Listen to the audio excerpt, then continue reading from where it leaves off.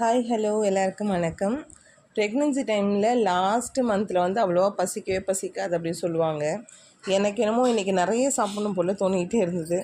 சரி, பசங்களுக்கு வந்து லன்ச் பேக் பண்ணதில் ஒரு சின்ன பீஸ் பரோட்டா எடுத்து வச்சுருக்கேன். இது வந்து கேப்பக்களி. நேற்று ஒரு 2-3 இட்லி வந்து மீந்து போச்சுங்க. அதை உதிர்த்து இட்லி உப்புமா, அப்புறமா வந்து ஃப்ரூட்டுக்கு ஒரு செவ்வாழை எடுத்திருக்கேன். நீங்கள் என்ன சாப்பிட்டீங்கன்னு டைம் இருந்தால் கமெண்ட் பண்ணுங்கள்.